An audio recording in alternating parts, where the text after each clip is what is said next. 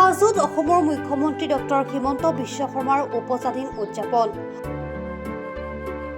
অসমৰ জনপ্ৰিয় মুখ্যমন্ত্ৰী ডক্টৰ হিমন্ত বিশ্ব শৰ্মাৰ 55 সংখ্যক উপজাতিন হাজোৰ বিজেপিৰ কাৰ্যকৰ্তাসকলে হাজো বিজেপিৰ মণ্ডল কাৰ্যালয়ত আনন্দ উল্লাসেৰে উদযাপন কৰে।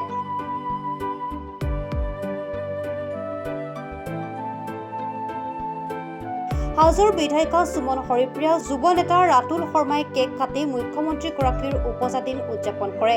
ভাৰতীয় জনতা পাৰ্টি হাজো বিজেপি মুখ্য কাৰ্যালয়ত আজি প্ৰথমবাৰৰ বাবে প্ৰকাশ দাস ডাঙৰীয়াই পদাৰ্পণ কৰিছে।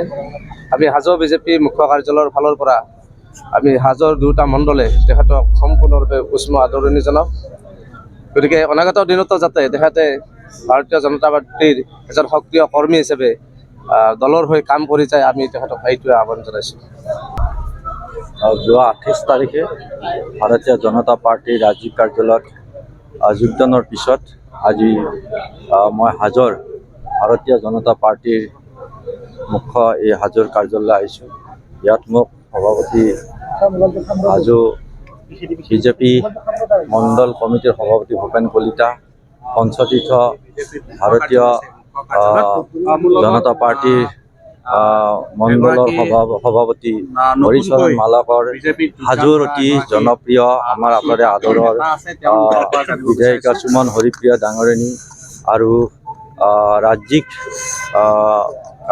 সদস্য ৰাজ্যিক জনতা পাৰ্টিৰ ৰাজ্যিক সদস্য ৰাতুল শৰ্মা ডাঙৰীয়া, পঞ্চতীৰ্থ জিলা পৰিষদৰ সদস্য বিপুল দাস, লগতে ভাৰতীয় উত্তৰ কামৰূপ ভাৰতীয় জনতা পাৰ্টিৰ সহপ্ৰভাৰী অভিজিত কলিতাৰ উপস্থিতিত আজি মোক ইয়াত দলৰ সকলো কৰ্মকৰ্তাই আদৰণি জনাইছে। মই অতিকৈ আনন্দিত হৈছোঁ আৰু হাজো ভাৰতীয় জনতা পাৰ্টিৰ সমূহ কৰ্মকৰ্তাক মোৰ তৰফৰ পৰা আন্তৰিক ধন্যবাদ জ্ঞাপন কৰিছোঁ আৰু সকলোৰে সহায় সহযোগিতা কামনা কৰিছোঁ। কাৰণ মই নতুনকৈ যোগদান কৰা এই দলত মই আটাইতকৈ অতি ক'ব গ'লে এটা শিশুৰ নিচিনা মই এটা আজি পৰিৱেশ। হয়, অসমৰ প্ৰতিগৰাকী লোকৰ কোনো দল ধৰ্ম জাতি নিৰ্বিশেষে সকলোৰে হিয়াৰ আমঠু আৰু তেখেতৰ কামৰ জৰিয়তে সেই স্থান পাবলৈ সক্ষম হোৱা অসমৰ মাননীয় মুখ্যমন্ত্ৰী ডক্টৰ হিমন্ত বিশ্ব শৰ্মাদেৱৰ আজি উপজা দিন। আৰু এই উপজা দিনত সমগ্ৰ অসমত যোৱা মাজনিশাৰ পৰাই এক উল্লাস দেখা গৈছে, সকলোৰে উৎসাহ উদ্দীপনা দেখা গৈছে। সকলোৰে তেখেতৰ সুস্বাস্থ্য আৰু দীৰ্ঘায়ু কামনা কৰি তেখেতক শুভেচ্ছা জ্ঞাপন কৰিছে। যোৱা মাজনিশাও আমি দেখিছোঁ মানুহৰ মাজত যি উৎসাহ, আৰু সেই একেই উৎসাহ আজি আমি হাজো পঞ্চতীৰ্থৰ প্ৰতিগৰাকী কাৰ্যকৰ্তা তথা সাধাৰণ লোকৰ মাজত দেখিবলৈ পাইছোঁ। আজি হাজোৰ মণ্ডল কাৰ্যালয়ত আমি সমবেত হোৱাৰ সময়ত সকলোৱে একে স্বৰে হৰিধ্বনি দিয়ে তেখেতৰ সুস্বাস্থ্য আৰু দীৰ্ঘায়ু কামনা কৰিছে। আমি হয়গ্ৰীৱ মাধৱৰ শ্ৰীচৰণত সেৱা জনাইছোঁ। তেখেতৰ যি সপোন ভাৰতবৰ্ষৰ 5খন শ্ৰেষ্ঠ ৰাজ্যৰ ভিতৰত অসমক লৈ যোৱাৰ, অসমক সন্নিৱিষ্ট কৰাৰ, তাৰ বহু ক্ষেত্ৰত তেখেত আগুৱাই গৈছে। অতি শীঘ্ৰে তেখেতে সফল হওক এই ক্ষেত্ৰত আৰু অসমখন আগুৱাই যাওক। অসমখন আগুৱাই নিয়াই লৈ যোৱাৰ যি বলিষ্ঠ পদক্ষেপ, সেই পদক্ষেপত আৰু অধিক শক্তি হয়গ্ৰীৱ মাধৱে তেখেতক দিয়ক, আমাৰ পঞ্চতীৰ্থই দিয়ক, তাৰে কামনা কৰিছোঁ। আমি প্ৰত্যেকেই লগ লাগি আজি এক কেক কাটি এক উৎসৱমুখৰ পৰিৱেশৰো ইয়াত সৃষ্টি হৈছে। অত্যন্ত আনন্দিত হৈছোঁ। তেখেতৰ সুস্বাস্থ্য আৰু দীৰ্ঘায়ু কামনা কৰিছোঁ। এইলৈ কাৰ্যালয়ত এক উৎসৱমুখৰ পৰিৱেশ। ইয়াৰ পিছতে দলীয় কৰ্মীসকলৰ মাজত উক্ত কাৰ্যালয়তে এখনি বৈঠক অনুষ্ঠিত হয়।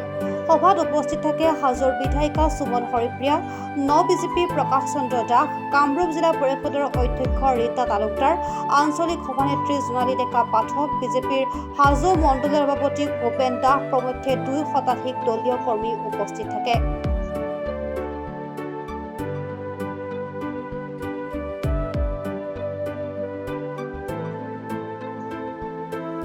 হাজোৰ পৰা কমলাকান্ত দাসৰ ৰিপৰ্ট, প্ৰাতঃ টাইম ডিজিটেল। শদিয়াৰ পৰা ধুবুৰীলৈ, বৰাকৰ পৰা ব্ৰহ্মপুত্ৰলৈ সকলোৰে মাজত চিনাকি এটা নাম প্ৰাতঃ টাইম। থলুৱা ভাষা, কৃষ্টি আৰু সত্য বাতৰিৰ আধাৰত প্ৰতিষ্ঠিত খবৰ প্ৰাতঃ টাইমৰ প্ৰতিটো বা বাতৰি পুংখানুপুংখভাৱে চাবলৈ Facebook, YouTube, website, Twitter, Instagram আৰু ব্লগাৰ পেজত লাইক আৰু ফ'ল' কৰক।